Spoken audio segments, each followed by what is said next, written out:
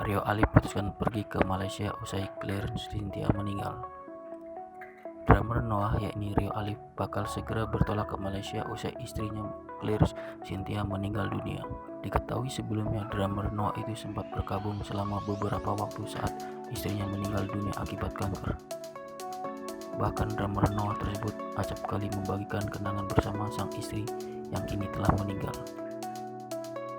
Namun dalam unggahan Instagram terbarunya terpantau Rio Ali sudah mulai kembali beraktivitas. Foto pertama menampilkan dirinya dan drummer kesayangan.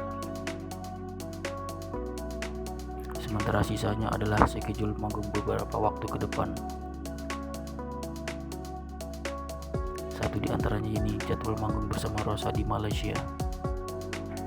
Ini merupakan postingan pertama Rio Ali kembali ke pekerjaannya setelah berduka ditinggal sang istri.